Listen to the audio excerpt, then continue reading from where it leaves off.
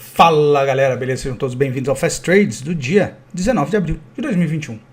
Esse aqui é um Fast Trades especial, eu tô dando uma pausa, galera. Vou dar uma pausa no TC, vou continuar publicando os vídeos de contexto, etc. Mas até pela excelência da plataforma, eu não tenho conseguido alinhar, publicar, fazer o curso gratuito, que é a minha prioridade zero do ano. Tipo assim, era o meu desafio do ano, estou chegando no fim e tive 2 semanas de problemas aí de natureza pessoal aí, né, que me enrolaram um pouco e isso atrasou o cronograma do curso. Eu quero tirar isso da frente, enfim. E eu tô com algumas ideias novas, algumas coisas até que potencialmente podem envolver o TC. Tenho conversado bastante com o Lucas sobre isso. O Lucas é um cara muito gentil, muito assistente, tem sempre sido muito bacana no tratamento aí da minha pessoa, tal, no TC. Ele é nota 1000, um exemplo aí para a comunidade. E aí eu vou aproveitar essa pausa para bolar formas diferentes de produzir conteúdo para vocês, né? Eu acredito muito nisso no trade, acredito muito nisso na vida. A gente tem que ter capacidade de olhar as coisas e falar, pausa, tem que desenhar, entendeu? Tem que desenhar, deixa eu ver como é que eu desenho isso aqui, deixa eu ver como é que eu faço isso ficar melhor, deixa eu planejar isso melhor. Se eu acredito isso no trade, né, e eu vivo exatamente, né, da forma como eu digo, eu sou muito calmo, eu não tenho pressa, eu faço as coisas com muita tranquilidade,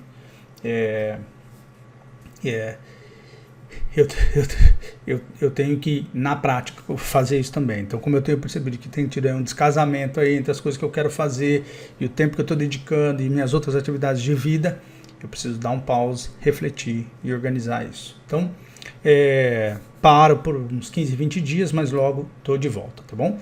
Do resto, tudo continua normal, publicação do curso, tudo certinho, tudo beleza. É só mesmo porque eu não consigo, por exemplo, postar no TC e não dar atenção para vocês. Não consigo. Não é da minha índole, né? Então, em razão disso, uma breve pausa, tá bom? Então vamos lá, vamos olhar aqui o Bitcoin. Bitcoin, então, teve, né, a gente no último desenho, na última leitura que a gente fez de Bitcoin, que foi na sexta-feira, no Rapidinhas de Sexta,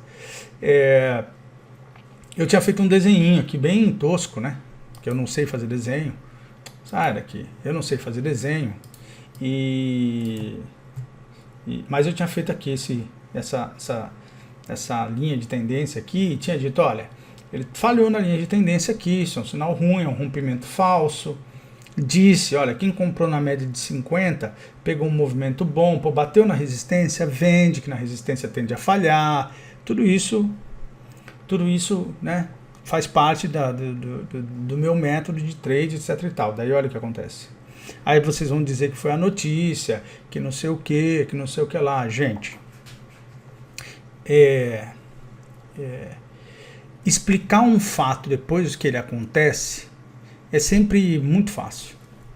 Você pode falar que foi que o ser humano gosta de singularizar eventos. Então ele vai lá e fala assim, foi um negócio na China, foi um negócio, entendeu? Agora, o que ninguém nunca fala? Que essas notícias todas acontecem sempre aonde? Quando está no topo. Nunca tem notícia ruim no fundo. Entendeu? Nunca tem. Entendeu? O mercado, quando tem notícia ruim no fundo, sabe o que ele faz? Ele sobe. Tá bom? Então, notícia ruim que puxa o preço para baixo é só no topo. É só no topo. Ah, não é verdade, não é verdade? Então tá bom. Então você vai lá, você pega o fundo do SP500 e pega o primeiro payroll depois do fundo. Veio a maior taxa de desemprego em uma semana da história dos Estados Unidos. O que a Bolsa fez? Subiu. Tá lá, olha lá, você não precisa acreditar em mim, Então por isso que no topo eu vendo, né? E você vai gerenciando o seu risco. Fez uma defesa aqui importante, mas né, deixou aqui um sinal de defesa importantíssimo. Mas ainda estamos, estou gravando antecipado, ainda estamos no domingo, 7 e pouquinho da noite, então ainda, né, não dá para saber, mas chegou a estar caindo 15%, 16% né, em um único dia, né? Então, se a gente olhar aqui no semanal, né, já tem aqui um candle de força muito grande no semanal para a gente acompanhar. No mensal, lembrando que é só um dia, no mensal também, tá joia? Então, por enquanto é isso. Vamos dar uma olhada no 10-year bond? Pera aí. Deixa eu dar uma olhada no 10-year bond.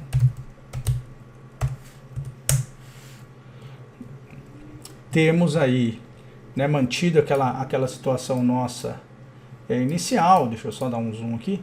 Mantida aquela situação nossa inicial. Continua acompanhando. Vamos ver aqui como é que está no semanal. No semanal, olha, está fazendo o teste da região do ponto 19. No diário, vamos ver, bate aqui na média de 50, né? Tá parecendo que vai testar a média de 50. Aqui é o trade de compra. Escutem o que eu vou falar. Aqui é o trade de compra do 10-year yield. Aqui é o ponto de compra. Que quer dizer que aqui pode ser o ponto em que os riscos subam. O que isso tem a ver com o mercado brasileiro? Volto sempre a dizer. Tudo que eu falo aqui de contexto, eu estou falando porque esses contextos se aplicam no Brasil. Sempre. Então, o que a gente tem que considerar? Que se o risco lá fora subir, né, nós devemos ter uma reflexão na percepção de risco do Brasil. Tá joia? Então é isso. Então, sobre o 10-year yield é isso. Nosso Iron Ore, nada a falar por enquanto, indo buscar ali o topo anterior, olha lá. Vamos acompanhando, não está ainda aberto, né, o mercado, tal, não dá para a gente saber como é que tá as questões na China, mas é isso, por enquanto nada a falar, né, temos que deixar isso, as coisas caminharem. Então, feito isso, vamos dar uma olhada no SP500 e nos demais ativos. Então, o SP500 acabou de abrir, ó, tá? Ele está abrindo, deixa eu pegar aqui o gráfico de uma hora aqui, ó, ele está abrindo com um gap de baixa, isso aqui é um sinal ruim, mas tudo bem, vamos aguardar, né? Abre em gap de baixa, nunca é um bom sinal, né? Mas vamos acompanhar o que pode acontecer no dia de hoje, nessa segunda-feira, nos Estados Unidos, né? Perdendo essa região aqui, numa hora deve vir aqui buscar pelo menos o 4157 aqui, no gráfico de uma hora, mas vamos acompanhar a madrugada, a gente está começando o dia, né? Começando a semana, perdão. Petróleo, a Nasdaq igual também, gap de baixa, ó, um gap de baixa também importante. Sempre galera que tem BDRs, isso, fica atento. Né? Se você já está no lucro das BDRs, já vai colocando lucro no bolso, né? Não vai pagando para ver risco não, se você já ganhou um bom dinheiro. Petróleo, olha aí, ó. É o que eu falo, a galera é muito ansiosa.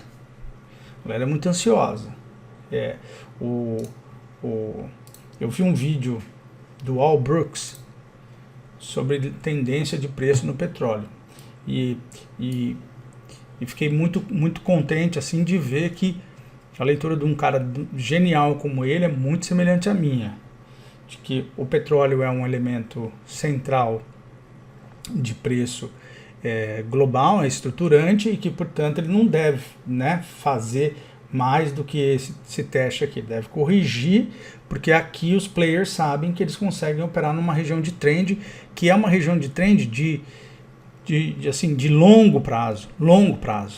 Ele acredita que é um trend de 8 anos. Né? Então, candles de rompimento assim, ó, quando rompem a média são grandes, eles tendem a falhar. E aí a gente acompanha o que acontece nesse teste aqui, Tá joia? Sempre lembrando, o que ele está fazendo aqui, ó.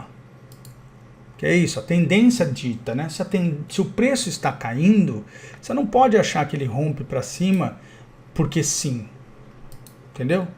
Porque sim. Não. Ainda mais se for estruturante. Commodity é estruturante. Olha aqui, ó. Então o que você vai ver aqui, ó. Olha aqui. Tá bom? Mesma linha, bateu na resistência, não aguentou, tá corrigindo para baixo, né? Então vamos acompanhar esse movimento do petróleo. Continuo achando que o teste vem aqui para a média de 50, né? Falhou no rompimento, né? E agora a gente acompanha com calma o que vai acontecer. Euro, nesse momento, depois de ter testado aqui a média de 50, me parece que corrige para daí a gente entender o que vai acontecer aqui com o dólar e o euro, tá bom? Ouro, perdemos o trade aqui, né? Normal. Eu achei que ele ia melhorar a correção aqui para baixo, mas não fez. Vamos acompanhar nesse momento, abrindo numa leve queda, beleza? Vamos aqui olhar o nosso índice. Deixa eu abrir aqui o índice para vocês. Estou aqui com o índice aberto, vamos dar uma olhada aqui. Então o índice, o que a gente tem aqui no índice?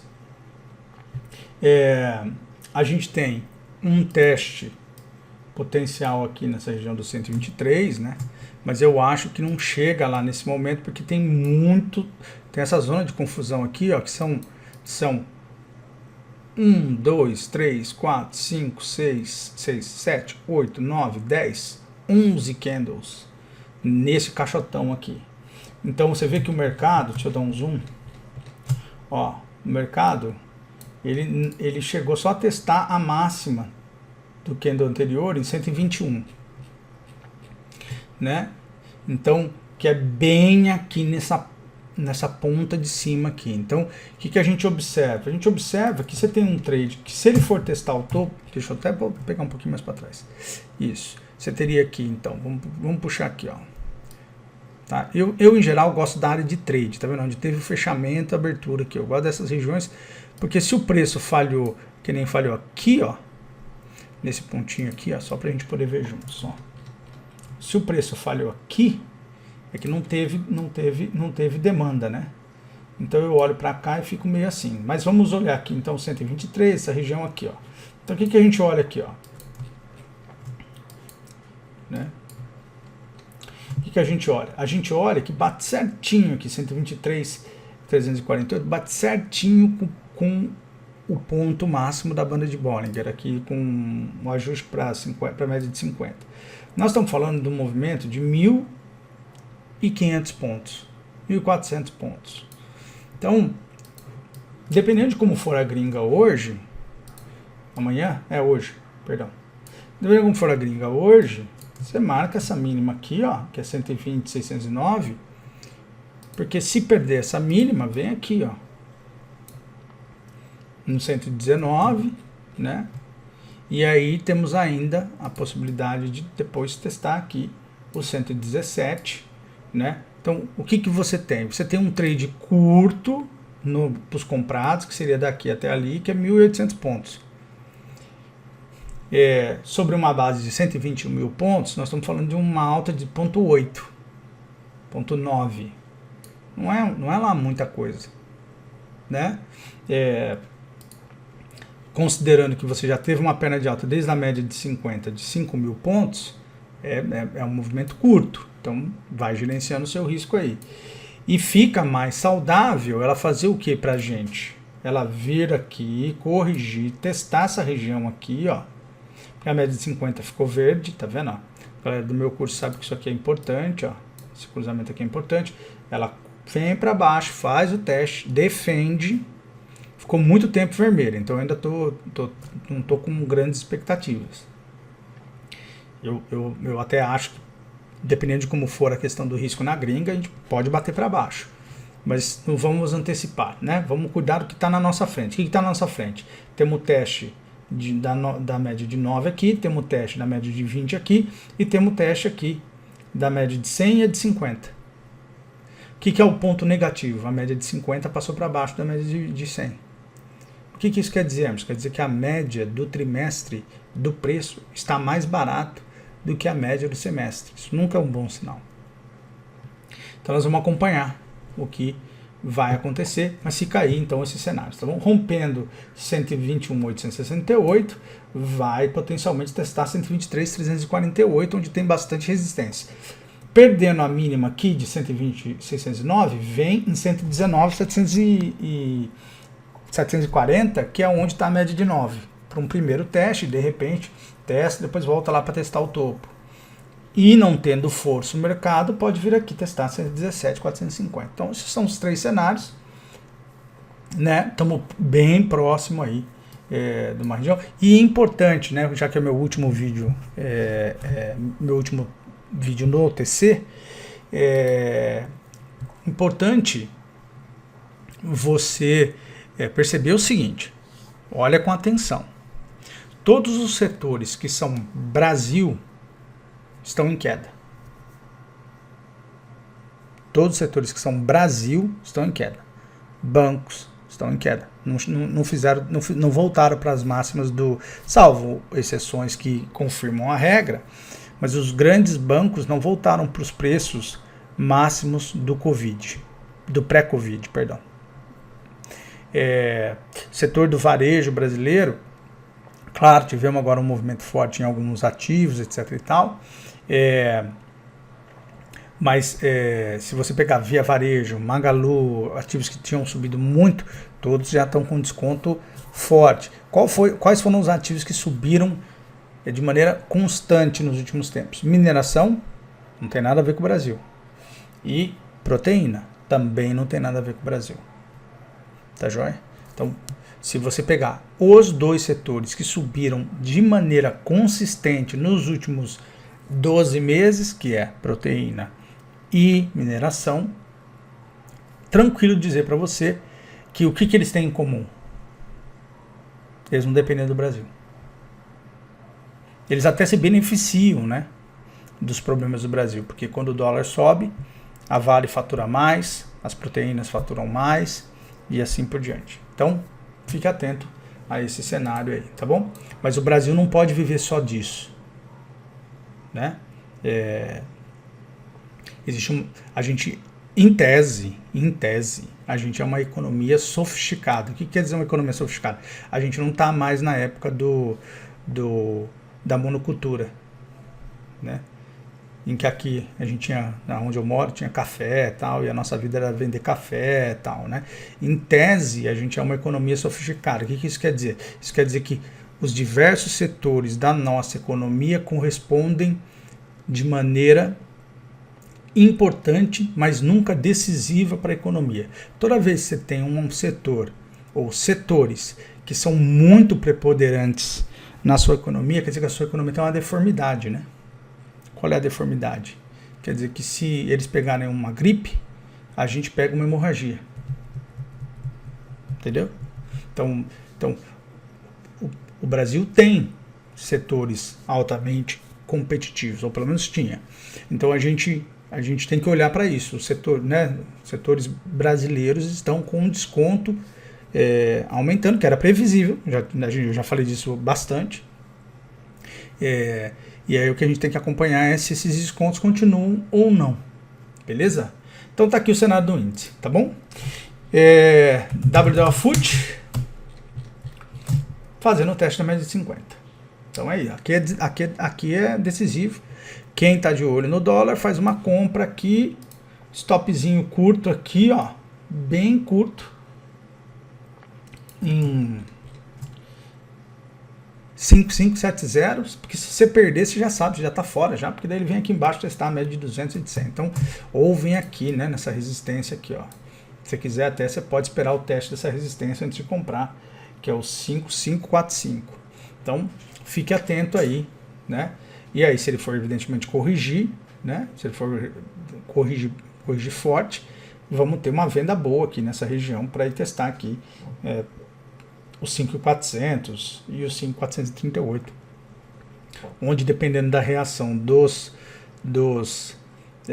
players do mercado, eu compro ou espero vir aqui na banda de Bollinger aqui embaixo para comprar dólar a 53222. Mas não vamos, né? De novo, tá vendo? Só cenários, vamos definindo cenários e a gente vai operando de acordo com eles. DI, OneFoot, perdeu a média de 20 finalmente, né? Então vamos olhar aqui, vai vir potencialmente fazer um teste aqui na média de 50, nessa região aqui, ó, né? Mais ou menos aqui, eu acho. A média vai subir um pouquinho, eu acho que vem aqui no 5998, onde você que perdeu a oportunidade de comprar DI futuro, né? Compra, porque a tendência da inflação no Brasil é para cima. O IPCA já está sendo contaminado pelo IGPM. Como é que é isso? É assim, o IGPM captura o preço no atacado. O que é atacado? É o cara que importa, né? O cara que recepciona o primeiro preço. Depois isso vai para o restante da cadeia de produção brasileira. Então depois vai chegando lentamente nos outros setores. Então o IPCA ele tem um atraso em relação ao IGPM. Tá joia? Então o IGPM grita primeiro, mas depois os preços vão sendo transferidos lentamente para o IPCA. E não está sendo tão lento, porque o IPCA até agora já está 2,05 em 3 meses. O mês passado foi 0,98. Então você já começa a ver um contágio inflacionário, né? E a percepção para as pessoas, porque daí você tem inflação, né? Inflação no Brasil, infelizmente a gente não tem tanto dado de inflação disponível como tem nos Estados Unidos. Mas uma coisa que é importante é você perceber que a inflação do pobre, por exemplo, está muito mais alta do que essa que é da média da economia brasileira, que é o IPCA. Por quê? Porque o pobre em geral paga aluguel. Então ele recebeu o IGPM a porrada muito mais cedo que todo mundo. Ou o classe média está pagando um terreno, alguma coisa, que em geral é o que é atrelado ao IGPM. Então também está perdendo renda. Setores que mais tiveram estouro de inflação: transporte, que é combustível, transporte coletivo, transporte de Uber, transporte, entendeu? Foi o setor que mais subiu. Setor que também subiu, escolar, porque as escolas vão fazer os reajustes. E alimentos. Então, e a massa salarial brasileira está parada. Na verdade, está negativa. Então, fiquem atentos, tá joia? Fiquem atentos. Meu último bate-papo assim com a galera do TC, dando um cenário um pouquinho mais amplo para vocês entenderem o que está acontecendo. Então, se você olhar aqui no semanal do DI futuro, né, lá, bate meio aqui com um retorno aqui para a média de 9, para depois eu buscar a média de 100 do semanal, que eu acho que é a tendência, tá bom? Então é isso, galera. Muito obrigado a todos. Tem sido uma jornada fantástica no TC. Vou continuar no YouTube fazendo as leituras de contexto, o curso, etc e tal. Vou fazer algumas coisas diferentes para ir testando. Alguém está soltando fogos aqui perto de casa aqui. Vamos acompanhando, vou mantendo vocês atualizados e logo eu estou de volta aqui no TC.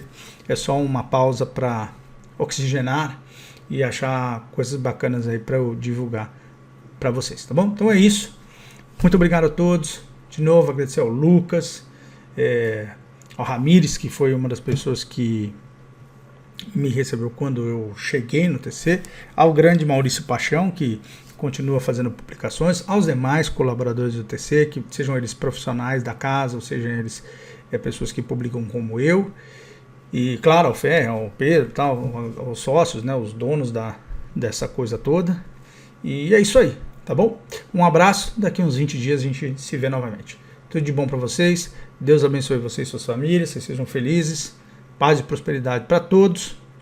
E parabéns de novo aí a galera do TC, a uma aglomeração de traders por metro quadrado que eu conheço. Um abraço para todos, fui, boa semana, gerenciem seus riscos, tchau.